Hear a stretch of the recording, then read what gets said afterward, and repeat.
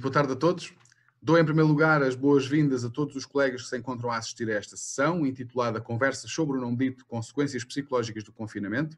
Agradecemos a vossa inscrição e o vosso interesse. Agradeço em especial à nossa convidada, a doutora Margarida Sampaio, a imediata adesão a esta iniciativa. Representa um grande desafio na medida em que falar para colegas é diferente do que falar para outra profissão, já que o dia-a-dia de uma e de outra é também diferente. A doutora Margarida Sampaio é psicóloga clínica e foi convidada para nos falar de um tema que está desde logo identificado no cartaz.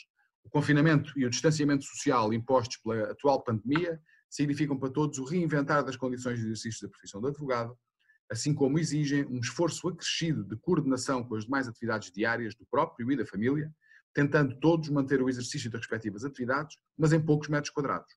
Por outro lado, é inegável que as medidas de proteção adotadas, seja no dia-a-dia familiar, seja num contexto de trabalho, tribunais, serviços públicos e privados, autoridades policiais, etc., aumentam o stress e aumentam a ansiedade.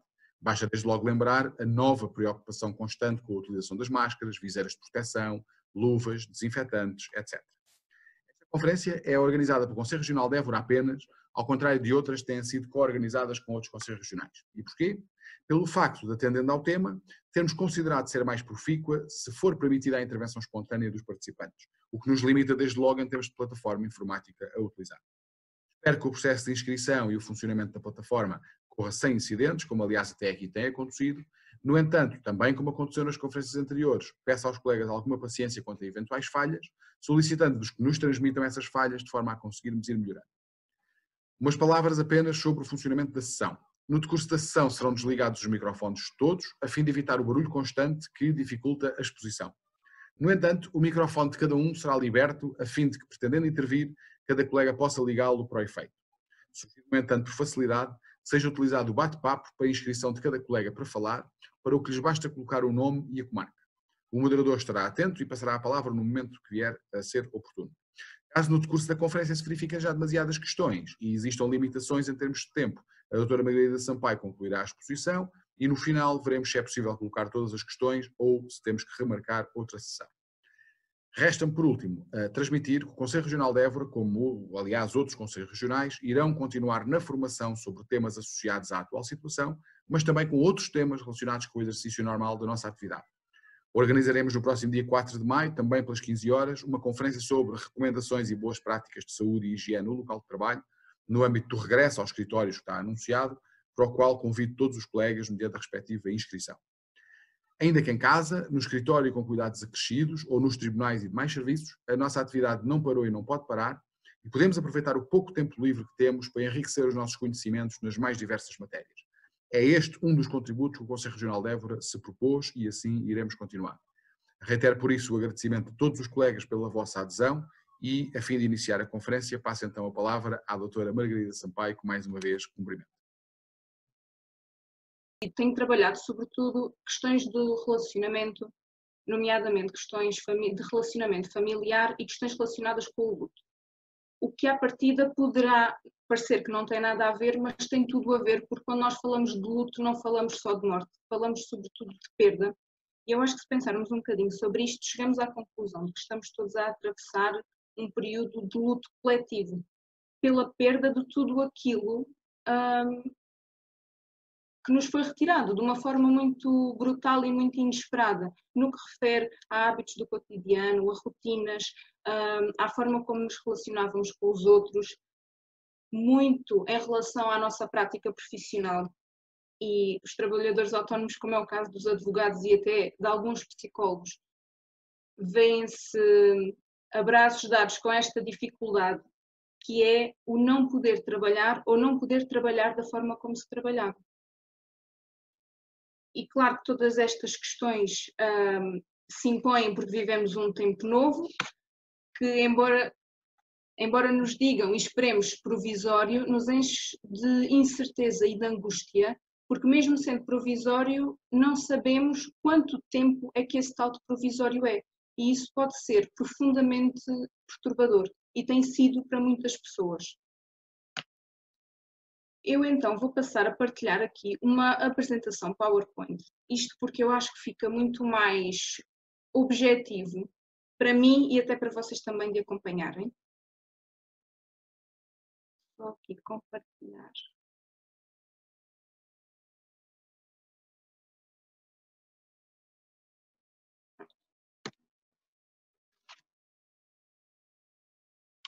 Então, é de consenso científico que há uma maior incidência de doença mental em situações de catástrofe.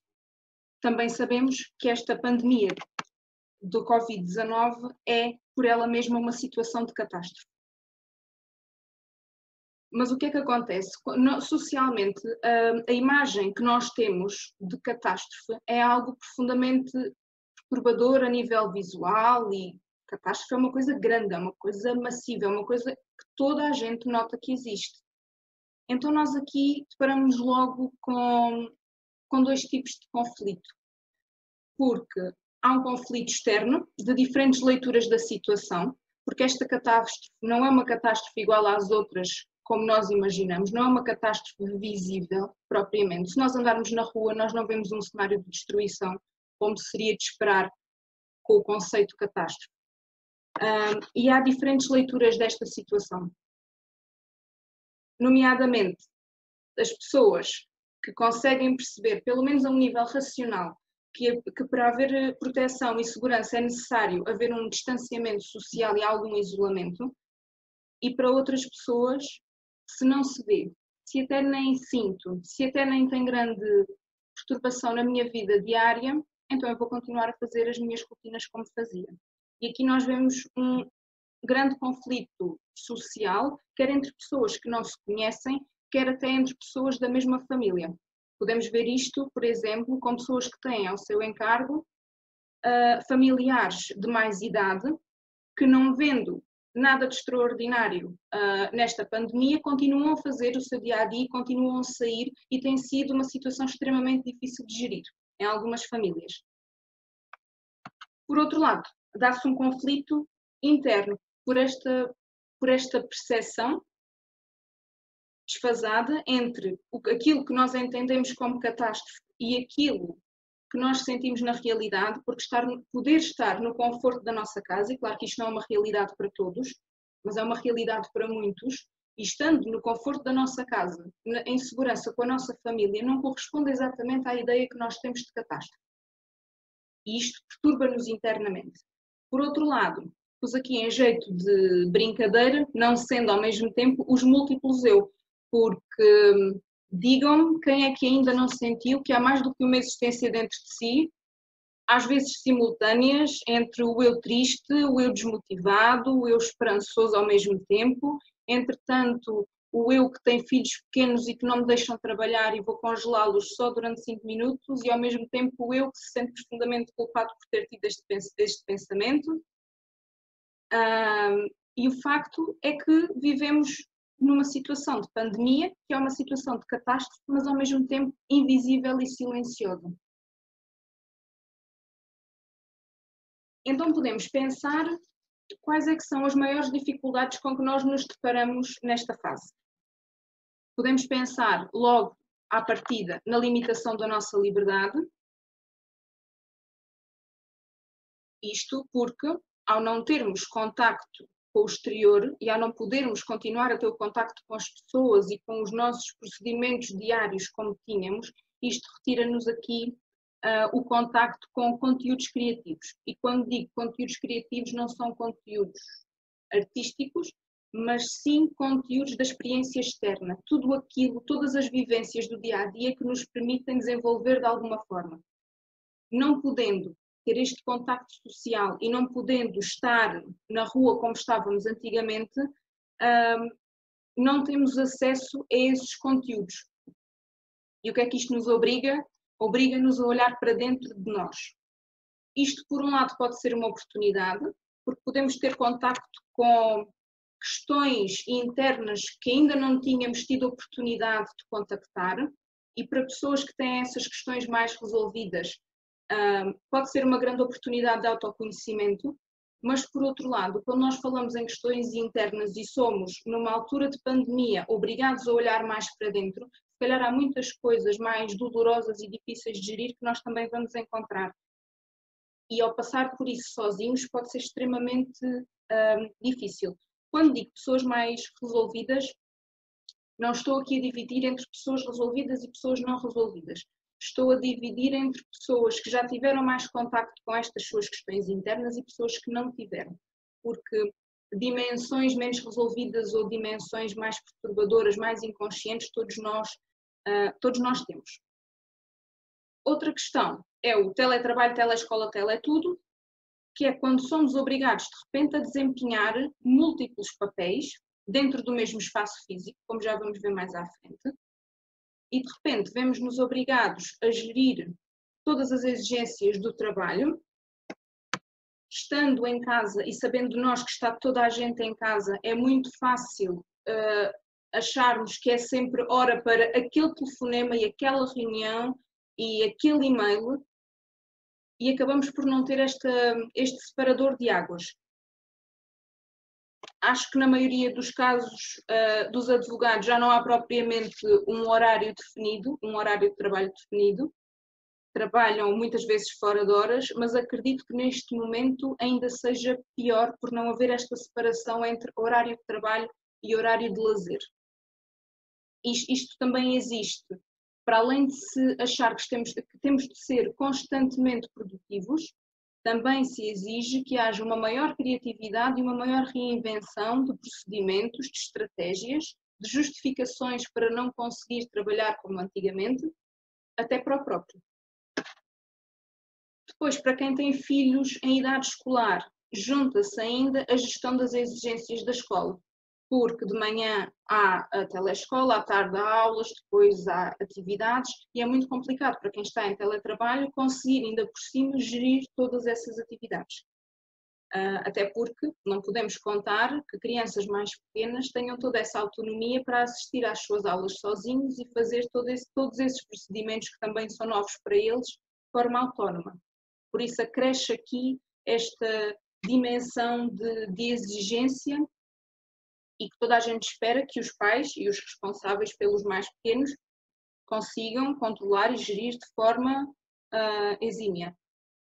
Depois temos outra vez aqui esta gestão dos familiares mais idosos, que também acaba por ser difícil de gerir para quem se depara com esta situação, ou porque não veem sentido no distanciamento social e continuam a sair, ou porque estando em casa atravessam períodos preocupantes de isolamento. Há muitos idosos que vivem sozinhos e não podendo sair ou não podendo receber os seus familiares em casa, como eu ouvi estes dias na televisão, não se morre do mal, morre-se da cura, não é? Porque vive-se ainda mais isolamento em período de pandemia. Para além disto tudo, como se já não bastasse, ainda há a gestão das próprias emoções.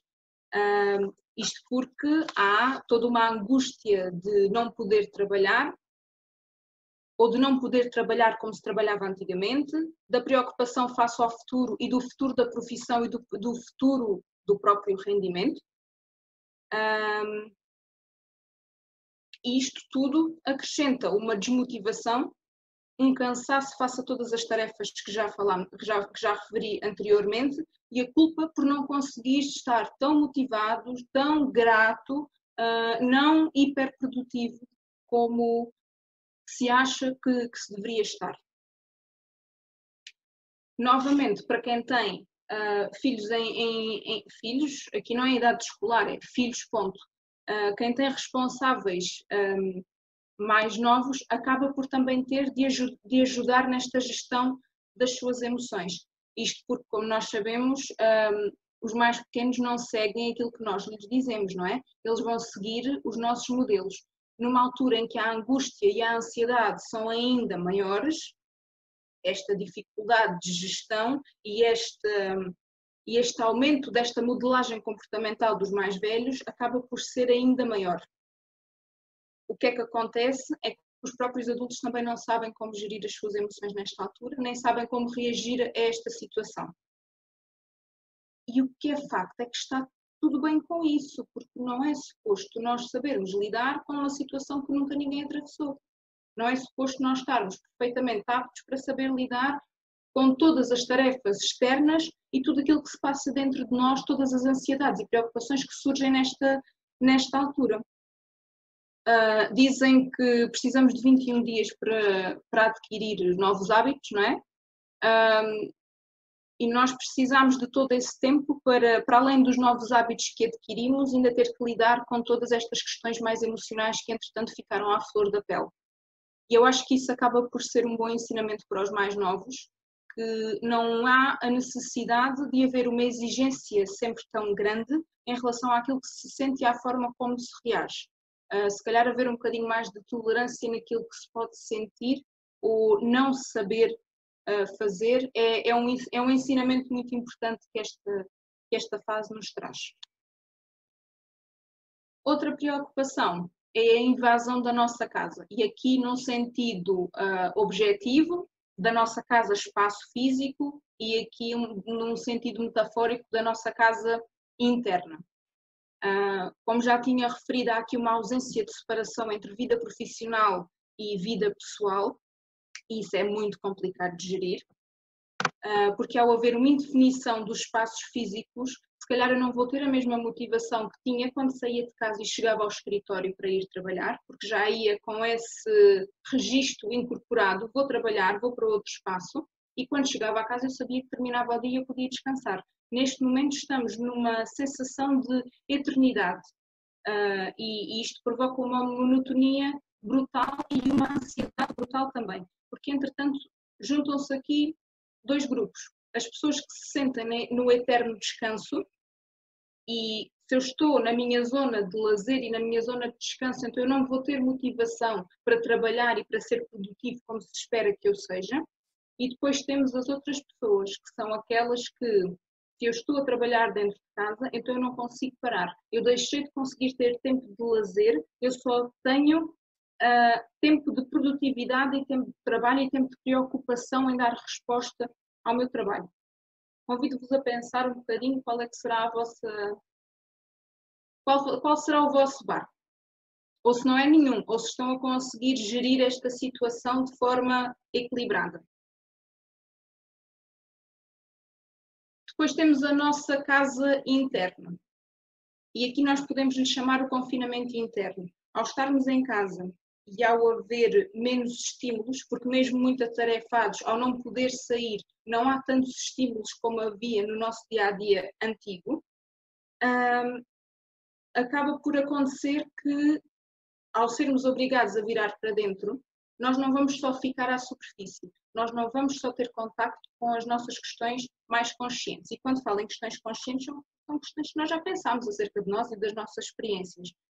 Se calhar começamos a ir um bocadinho mais fundo e a ter contacto com sensações e com experiências psicológicas a um nível mais inconsciente, e isso pode ser muito impactante. As pessoas que se encontram mais isoladas, não sei se é o caso de alguém que está aqui connosco, que se encontra nesta situação de distanciamento social sozinho, mas aí o trabalho acaba por ser um apoio, porque é um estímulo externo extra e que permite que a pessoa se desconecte um bocadinho com estas questões mais internas. E depois surge aqui uma terceira questão, que é a relação com o confinamento interno do outro. Porque quando estamos a partilhar a casa com um outro, esse outro está a passar exatamente pelo mesmo confinamento interno que nós.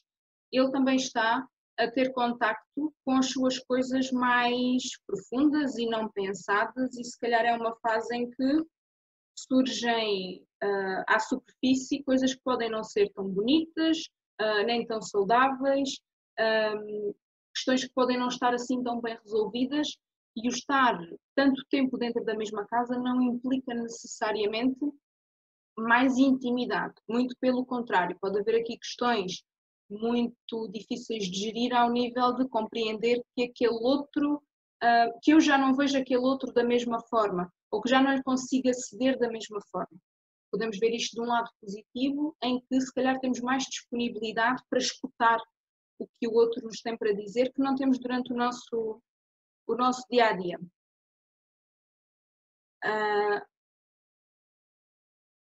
Outra questão que tem surgido muito e que eu também já referi aqui, sem querer muitas vezes, é a questão da produtividade. Se antes já existia uma grande exigência em relação aos níveis de produtividade, depois do Covid a situação piorou bastante. Para além de esperarem de nós o superpoder de sermos produtivos em todas as áreas, familiar, profissional e agora ainda mais a social, porque se eu não estou tão exposto, então eu tenho que, se eu não sou tão visto, tenho que me expor mais para que os outros vejam que eu continuo a trabalhar e a ser produtivo. E por mais que nos esforcemos, nunca vamos conseguir corresponder àquilo que a competição nos leva a fazer.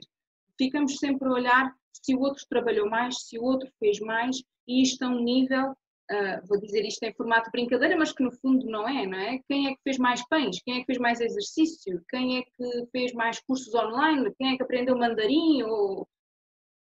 É uma exigência muito grande, quer dizer, como se nós já não tivéssemos no nosso dia-a-dia coisas suficientes para nos ocuparmos, chega a esta dimensão de uma competição porque alguém disse que temos mais tempo livre. E se calhar isso não é propriamente verdade. E então surgem aqui sensações como a sensação de fracasso associada à pouca produtividade, que até nem pode ser real esta pouca produtividade, mas se eu a sinto como pouco produtiva, porque eu vejo que o outro mostra que faz mais, então eu sinto-me fracassado. Há aqui uma sensação de frustração e de diminuição de um sentido positivo de nós. Sinto-me inútil, sinto-me insuficiente, se sinto que não faço ou que não produzo em nível prático aquilo que se espera. Ao mesmo tempo, há aqui uma situação que eu acho que é muito cultural e que nos é ensinado muito socialmente, que é a culpa do prazer. E o prazer da improdutividade. Quando eu não consigo ser produtiva e descanso mais ou leio mais coisas que não são propriamente de produção profissional, quando eu faço qualquer coisa que me dá especial prazer e especial satisfação, é como se eu automaticamente tivesse que sentir uma culpa associada a isso. Culpa é essa porque eu não deveria estar a fazer aquilo. Não sei quantas vezes não se apanharam já a comer qualquer coisa extremamente deliciosa ou a ver um filme muito bom e ao mesmo tempo cair uma culpa. Eu não devia estar a fazer isto porque eu estou a gostar de fazer isto, eu devia estar a trabalhar, eu devia estar a fazer qualquer coisa que quantitativamente seja visto como produtivo. E então nesta sequência não podia deixar de vir as questões da culpa. Pensamentos como: fiz o meu trabalho, mas não ajudei o meu filho a fazer os trabalhos de casa, ajudei o meu filho, mas não terminei o trabalho que tinha para fazer, trabalhei e ajudei o meu filho, mas não arrumei a casa como eu tinha imaginado que iria arrumar, não fiz o tal pão, nem o tal exercício, nem o tal quadro. E a pior das culpas, como acabei de referir, tive um momento prazeroso, mas não fui produtiva. E então como é que funciona esta questão da culpa? A culpa acaba por ter aqui duas dimensões. Uma dimensão saudável, porque ela acaba por ser um medidor de certo e de errado. Isto falando num equilíbrio e numa culpa ajustada, numa culpa saudável. Através da culpa eu consigo perceber se aquilo que eu fiz foi para lá dos meus valores e dos meus padrões e eu consigo perceber se isto está errado ou não para mim. Acredita-se que quem tem esta capacidade de avaliação de certo e errado mais apurada também consegue ter uma maior capacidade de empate, uma maior capacidade de se colocar no lugar do outro e uma maior capacidade de olhar para si. Isto é ouro sobre azul. Isto é aquilo que se espera que toda a gente seja capaz de fazer e que se admite como saudável. Mas nem tudo é assim e a culpa também adquire aqui uma dimensão patológica. Acaba por ser também um medidor, mas não existe certo. É como se só existisse culpa. O medidor só vê o errado. Isto acaba por ser extremamente paralisante porque o foco é sempre o foco em ser perfeito e sabemos que isso é inalcançável. Então há um nível absurdo de depreciação e de insatisfação e de frustração com aquilo que se é. Podemos dizer que a pessoa deixa de pedir desculpa porque cometeu um erro, e passa a pedir desculpa porque é um erro. Tudo o que faz é visto com os óculos que lhe dizem que está errado e que não é bom o suficiente.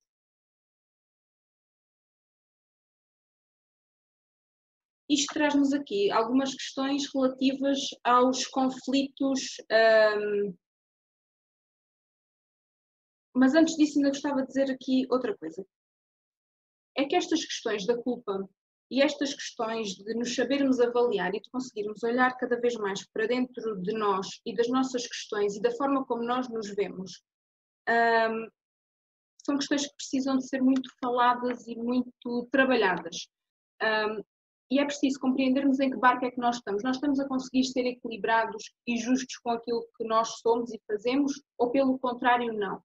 Porque é muito fácil entrar em piloto automático e, por estranho que pareça, é muito fácil viver miseravelmente infeliz e insatisfeito com aquilo que se é.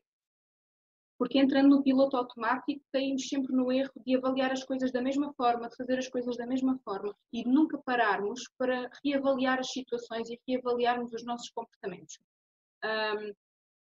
Pela minha experiência clínica, eu acredito verdadeiramente que o segredo está em sabermos fazer esta avaliação. Porque a certa altura andamos a tentar mudar coisas sem saber exatamente o que é que precisamos de mudar e sem sabermos exatamente quais são aquelas questões que nós precisamos de aceitar em nós, de lá por onde der. Porque não são assim tão más e porque temos que aprender a viver com elas, porque é assim que nós somos. Por isso é importante compreendermos as nossas questões para podermos então mudar aquilo que precisa de ser mudado e aceitado. Voltando aqui à questão dos conflitos de pensamento, acredito que já tenham dado por vós a fazer aqui um balanço entre pensamentos de preocupação e de medo e no momento a seguir já conseguirem ter um pensamento extremamente positivo e com a crença de que dias melhores virão. E isto não está errado. Aliás, a forma mais saudável é conseguirmos ver que tanto uns como outros são válidos, porque existem, porque coexistem, e é saudável que eles coexistam, porque nós temos estas duas dimensões, nós nunca somos só uma coisa. E o que é facto é que numa situação de pandemia, estas questões tornam-se mais salientes, logo esta oscilação entre pensamentos mais positivos e mais negativos ocorre constantemente. Quando isto não acontece, temos pessoas ou só num lado ou só no outro. Então temos pessoas que vivem neste ciclo de preocupação e de medo e temos pessoas mais deprimidas, entramos nos quadros mais depressivos, o que é preocupante e está a acontecer muito. E por outro lado, temos pessoas totalmente irrealistas face ao perigo. São as pessoas que dizem vai ficar tudo bem a qualquer custo e nós não conseguimos ver qual é o problema disto porque está tudo bem, vai ficar tudo bem e eu vou para a rua sem problema nenhum. O que é que acontece? Ao haver este conflito de pensamentos e contando nós que ainda estamos nesta fase mais saudável em que conseguimos ter um turbilhão de pensamentos, tanto negativos como positivos, o que acontece é que nós temos um excesso de pensamentos que nos ocupam a nossa disponibilidade. E isto leva-nos àquelas questões da desmotivação e da pouca produtividade, e é natural que elas existam, considerando que eu estou exausta psicologicamente, e não nos enganemos, porque isto leva a desconforto e a dor física, sim. Quando nós começamos a não ter espaço para pensar nas nossas coisas, elas transformam-se naquilo às quais nós vamos responder, e nós respondemos sempre à dor e ao desconforto físico. Quem é que nunca sentiu aquelas dores no corpo, sem ter propriamente ter andado a esforçar-se demais?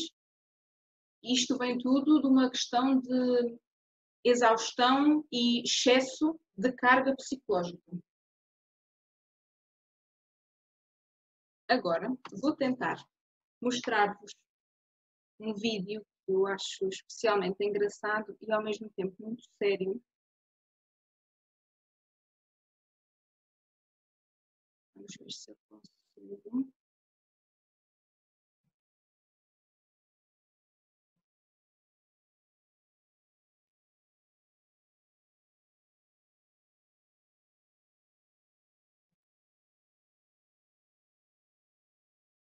é um vídeo de humor, mas que fala do tema que vos vou falar a seguir e que se calhar é também o tema mais falado socialmente, que são as questões da ansiedade. E convido-vos a ver este vídeo e a pensar se nesta fase de confinamento ou na vida em geral não se revêem em algumas destas situações. Eu espero que... Depois tenho que ativar aqui o som.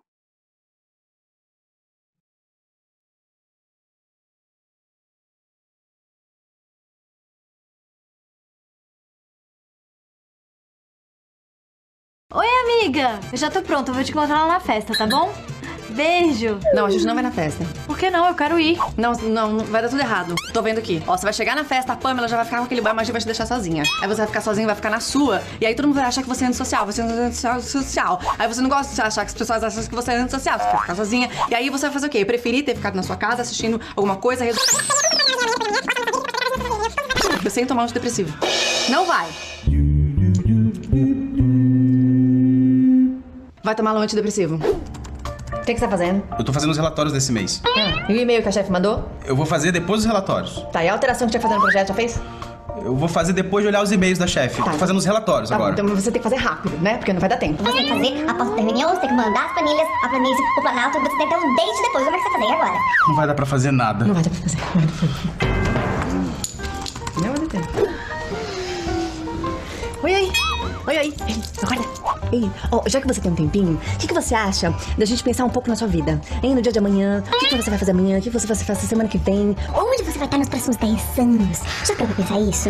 É bastante coisa pra gente... Vamos pensar? A gente tem bastante tempo. Mas eu tô cansada. Sem problema. Olha o que eu trouxe pra você. Café. Toma café. Isso. Não, hoje eu vou me organizar, vai dar tudo certo, vai funcionar. Vamos responder todos os e-mails agora cedo. Todos os e-mails. Isso, vamos. Vai, responde. 120, isso.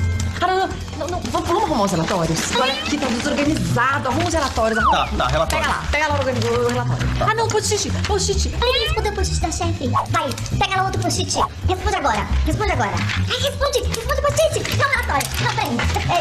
Relatório. Vai. Responde. Ei, acorda. Ah, que foi? Qual é o sentido da vida? Ah, não sei, me deixa dormir. Será que a humanidade vai acabar? Quanto tempo a gente tem no mundo? Como que as pessoas comunicam? Será que a gente vai ficar só? Existe Deus no mundo? Será que a Terra é plana? E os coelhos? Eles são primos também dos chihuahuas. O que vai acontecer com os morangos terrestres, silvestres, se eles se acabarem e a gente comer tudo?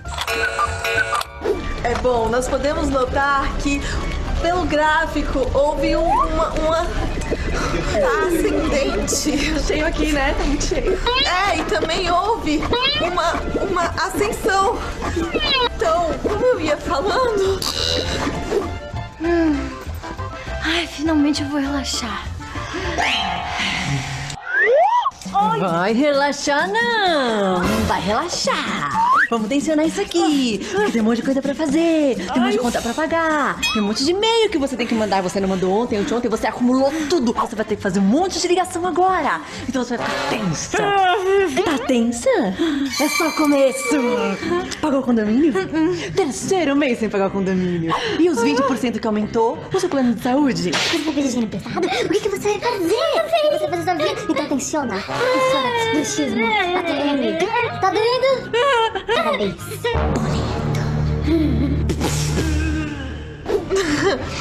Chega! Eu preciso terminar essa apresentação. Tá bom. Mas tá sentindo esse calor? Calor? Calor nenhum. Acho que tá, ó. Tá suando? Tô até o buço. Olha lá, tá todo mundo sentindo. Tá tudo suando. Tira essa roupa, gente. Tá muito calor. Olha lá. Tá suando muito. Tá todo mundo percebendo que tá suando. Tá muito quente, gente. O que você tá fazendo? Eu acho seu rosto tão bonito. Você tá me deixando senhor. Mas é legal. Eu não consigo respirar. É legal. Não é pra respirar. Respira um pouquinho. Ai, que linda. Você tá ouvindo seu coração? Quê? Você tá louca? Não, seu coração. Eu tô ouvindo seu coração daqui. Tá muito alto.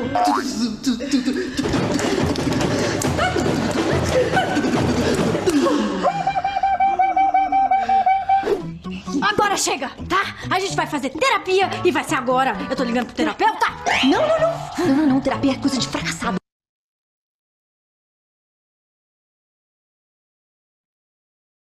só tentar voltar aqui a compartilhar.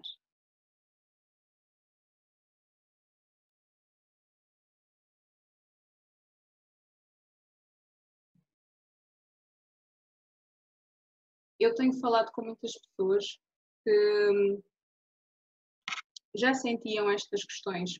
Eu acho que este vídeo é muito engraçado porque através do humor nos mostra todos os sintomas que a ansiedade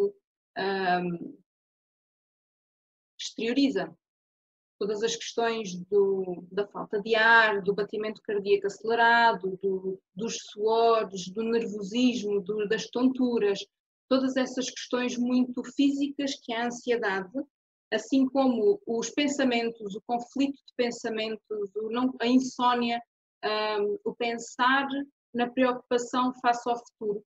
Há pessoas que sentem isto a vida toda e eu acredito que nesta fase que atravessamos, não só essas pessoas que já sentiam, mas também outras, potencializaram estes sintomas.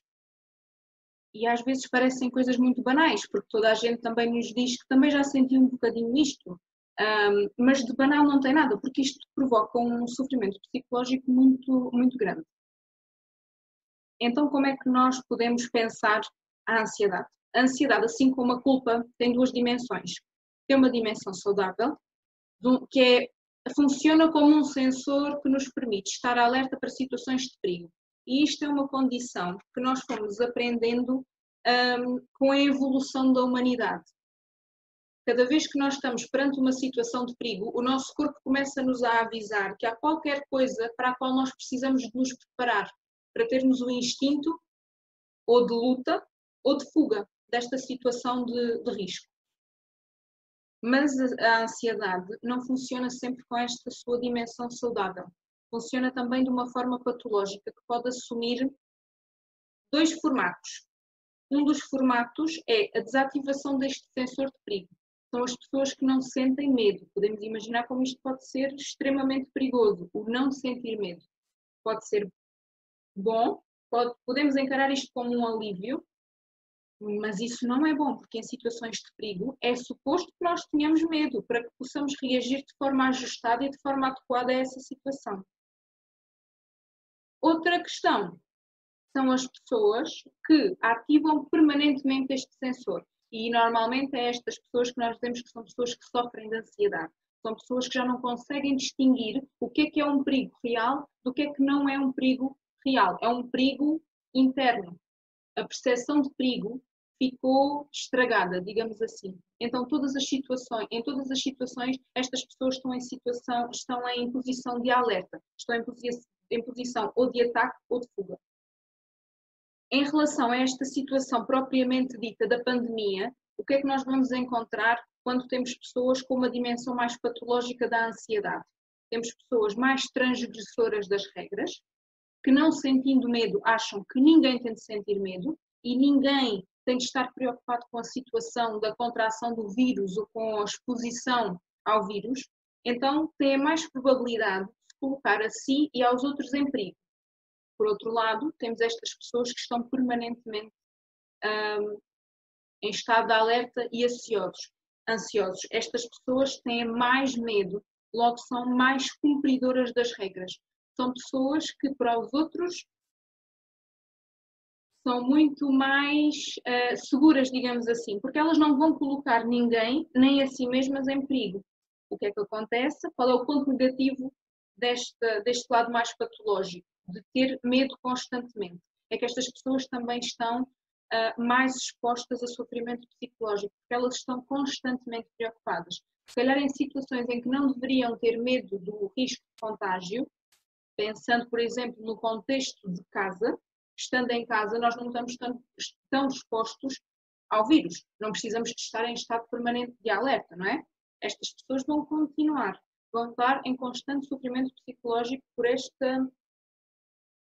este aumento do problema.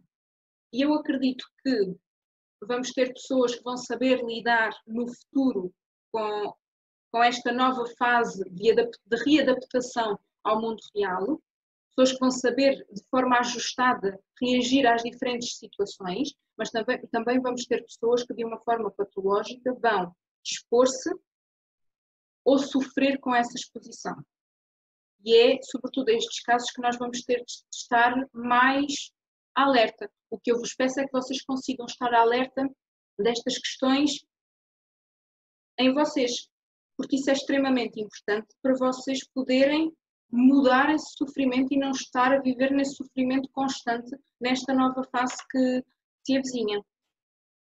E então é um bocadinho aqui esta ponte que eu também gostaria de fazer, porque estamos a falar das questões todas que surgiram durante o confinamento e que não vão terminar, porque elas chegaram e acumularam-se, por isso elas vão se manter de alguma forma, mas agora também temos uma nova fase, que é a fase de readaptação. E isto pode ser extremamente difícil, porque nós já conhecemos estes cenários físicos, cenários, espaços propriamente ditos. Quando nós voltarmos para os nossos escritórios e para os nossos consultórios, o que nós sabemos é que nós já conhecemos aquele lugar. Nós já vivemos naquele lugar, nós íamos para lá todos os dias e tínhamos rotinas dentro daquele espaço. Assim como havia pessoas que lá iam e que também tinham rotinas em relação àquele mesmo espaço. Então aí ainda é mais difícil de gerir, porque é o mesmo espaço que nós conhecemos de cor, mas nos quais vamos ter que nos adaptar com regras totalmente novas. E eu acho que é aqui que pode haver este conflito na volta ao mundo real, chamemos-lhe assim.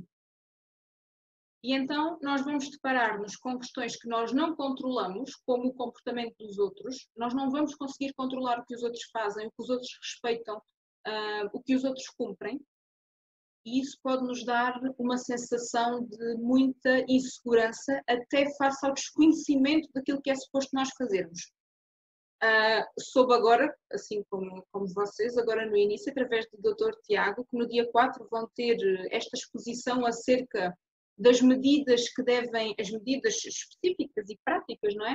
Que devem tomar agora na volta, e eu acho isso fundamental, até para retirar aqui um bocadinho deste medo e desta insegurança.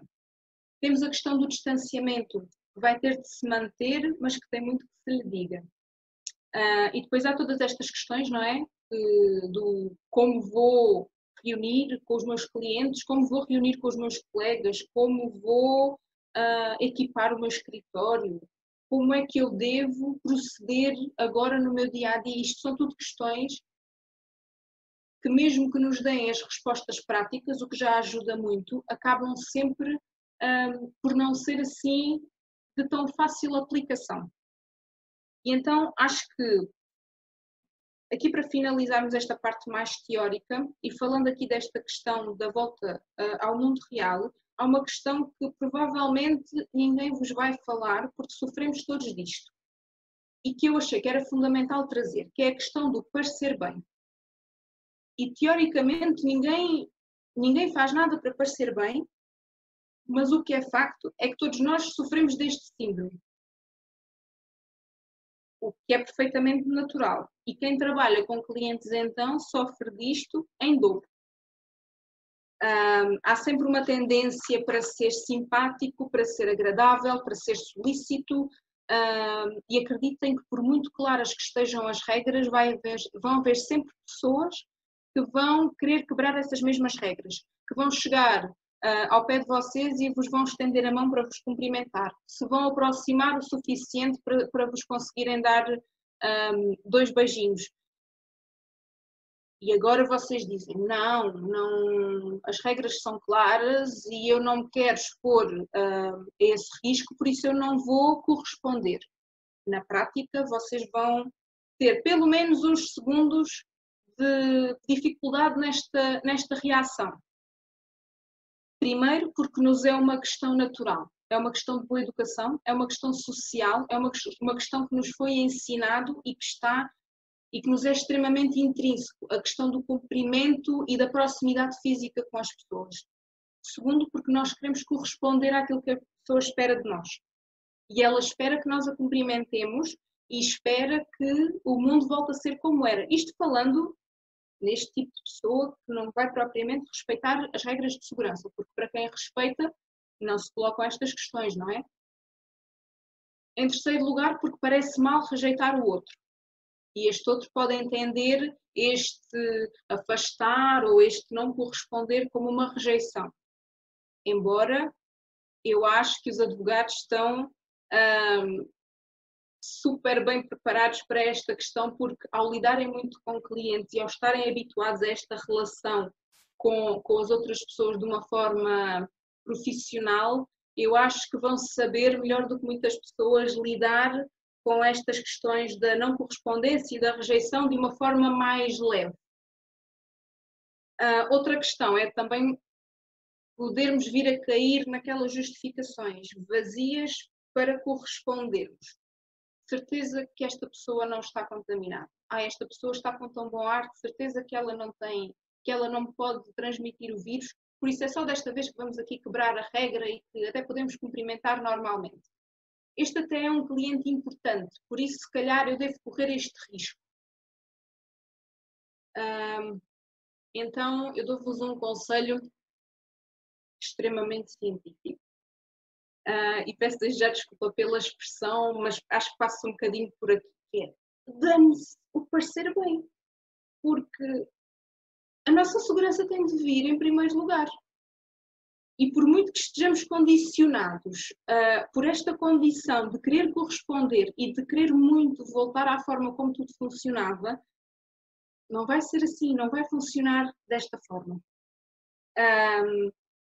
Claro que também podemos pensar, e eu acredito muito nisto, que quando nós impomos as nossas regras, as outras pessoas acabam por compreender o nosso ponto de vista.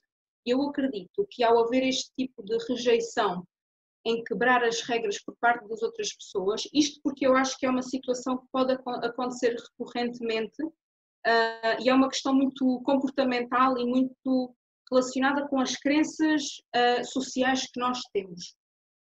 Se nós rejeitarmos este tipo de comportamento da outra pessoa, é quase uma chamada de atenção e eu acredito que a pessoa se vai posicionar também ela vai se sentir culpada por ter feito aquilo e vai querer voltar atrás e cumprir as regras de segurança que lhe estão a ser impostas naquele local. Aquela pessoa pode não cumprir aquelas regras em mais lado nenhum, mas convosco ela tem de cumprir, porque se ela está no vosso escritório, há regras e procedimentos que vocês estipularam para serem cumpridos ali. E isso é muito importante, porque se cada um de nós conseguir estipular essas regras para si mesmo, mesmo que não consiga controlar o comportamento dos outros, conseguimos controlar pelo menos na nossa presença e no nosso local de trabalho. Aqui um bocadinho em forma de conclusão, eu acho que os advogados são agentes privilegiados para passarem esta mensagem. E é por isto que eu vos trago todas estas questões muito específicas. Os advogados são encarados e são a personificação dos elementos de retidão e de cumprimento. Por isso, passa por vocês passar essa mensagem e vão ser encarados como esses agentes, como esses elementos que enviam essa mensagem socialmente e eu acredito que as pessoas também estão à espera disso. Por isso, se calhar não vão entrar em cumprimento tanto na vossa presença e se vocês os chamarem a atenção nesse sentido, se calhar também não vão levar assim tão a mal, porque isso acaba por ser muito o vosso papel nesta nova fase social, neste novo reaprender social. Em todas as questões de catástrofe e de crise, a humanidade tende a desenvolver e a evoluir. Nem toda a gente sabe o caminho que tem de seguir para isso, mas há sempre elementos fundamentais que ajudam as pessoas a saber qual é o caminho que tem de ser tomado. E eu acredito que cada um de nós pode ter um papel muito ativo nessa questão. Só em jeito de conclusão, já Darwin nos dizia que aquele que sobrevive, em termos de seleção natural, não é o mais forte, mas é aquele que se adapta melhor.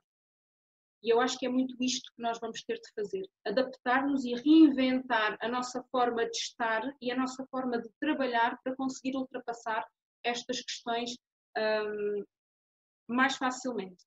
Mesmo a própria psicologia nos diz, não é? Que para haver mudança temos sempre que sair da nossa zona de conforto e isso inicialmente custa sempre, porque estamos habituados a viver de uma determinada forma e mudar, virar essa chave é extremamente difícil, mas isso, por norma, essa mudança por norma traz sempre coisas muito boas e muito gratificantes depois. E pronto, queria terminar aqui com esta mensagem, que eu acho que é uma mensagem um bocadinho de esperança. E agora, se calhar, passávamos às questões, às partilhas. Eu já vi aqui uma coisinha laranja a dizer... Eu ia então, peço desculpa, sendo assim, ia então sugerir, uma vez que os colegas têm todos o som desligado, mas qualquer um dos participantes pode ativar o seu som para fazer a questão. Portanto, fazia apenas aqui o pedido que quem quisesse intervir ativasse o som e depois no final da intervenção o desligasse, apenas para evitar aqui a acumulação de ruído. Muito obrigado. Deixo-vos já aqui os meus contactos, para o caso de quererem depois tirar alguma dúvida ou partilhar alguma ideia, mas se calhar deixava de compartilhar agora a minha tela para conseguir ver as vossas mensagens.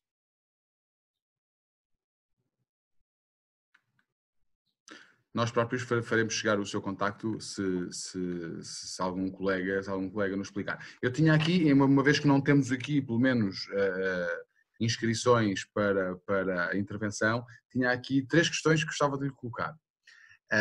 Não são bem questões, enfim, ou melhor, eu percebo tão pouco destes temas de psicologia que nem me atrevo a dizer que são questões. Penso que poderão ser. A primeira das quais tem a ver com isto, tem a ver com a influência que esta situação de ansiedade provocada precisamente pelo confinamento, ou pelo menos pelo distanciamento social, a influência que isso pode ter, se é que pode ter, no rendimento profissional, em termos de aumentar o rendimento ou de diminuir o rendimento. Isto porque tenho ouvido alguns colegas com quem tenho conversado dizer eu estou no escritório, mas não me sinto que o trabalho esteja a render. Não consigo estar em casa e não consigo estar concentrado. Portanto, em termos de concentração, de rendimento profissional, se existem ou não consequências. E por outro lado, eu até apontei aqui, se eu conseguir compreender outra vez a minha letra, tenho aqui da outra questão, que era saber até que ponto é que a perda do sono, isto porque tenho conversado também com bastantes pessoas que dizem que nesta altura não conseguem descansar, têm imensas insónias, etc. Se a perda do sono também poderá estar associada, e porque isso depois tem várias consequências, não é? Nomeadamente em termos de rendimento também durante o dia, de concentração, etc. Se a perda do sono também poderá estar associada exatamente a esta situação de ansiedade e de stress. Ótimas questões. Resposta curta, sim e sim.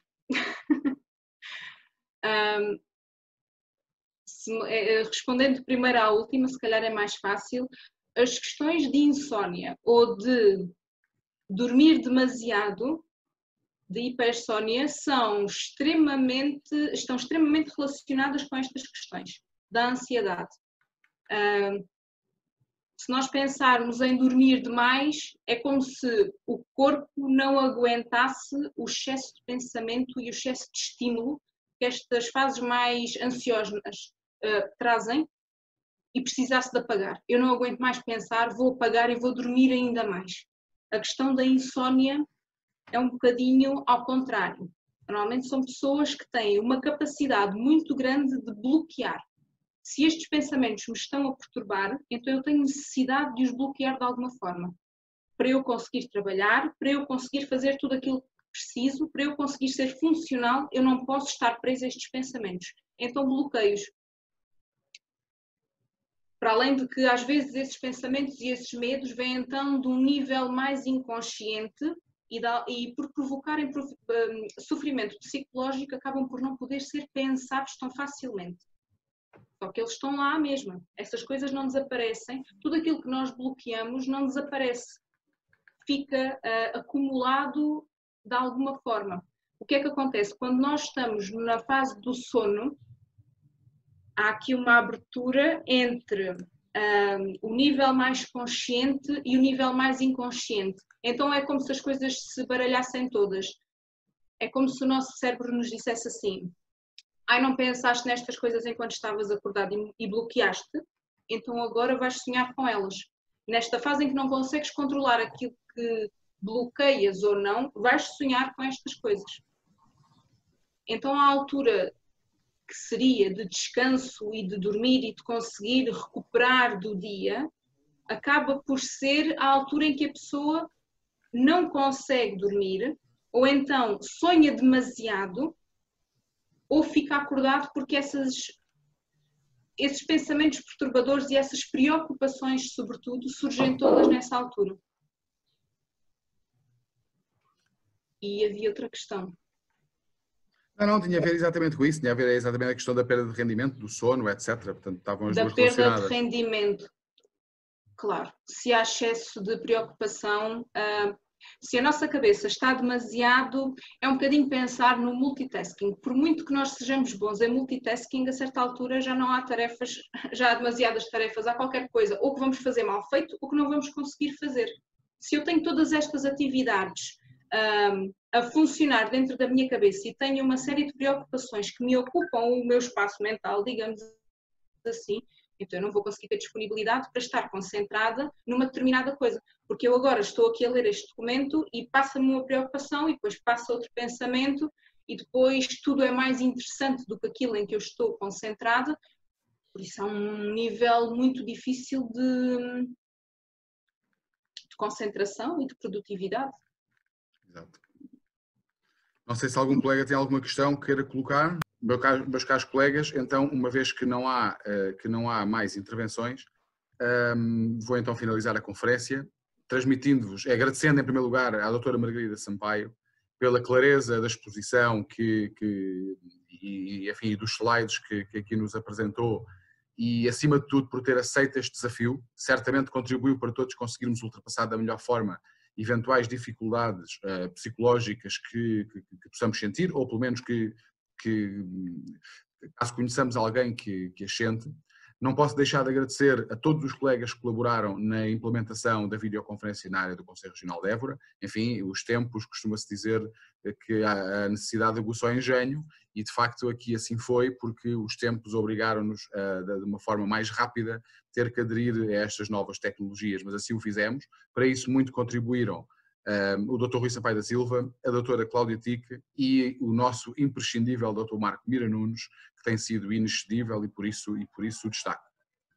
Gostava, em último lugar, porque os últimos são os primeiros, de agradecer novamente a todos os colegas que assistiram e participaram na sessão. Como sempre, foi um prazer estar convosco, ainda que de forma virtual. Esta sessão, tal como vos anunciei inicialmente, o objetivo era precisamente ser num formato mais cozy, portanto numa coisa que permitisse uma maior interação, motivo pelo qual havia limitação de inscrições. Penso que isso foi conseguido, porque de facto o tema, em nossa opinião, assim o exigia, e por isso agradecendo novamente à doutora Margarida Sampaio tudo aquilo que aqui nos ensinou e toda a ajuda que tentou dar-nos. Desejo então uma muito boa tarde a todos e obrigado.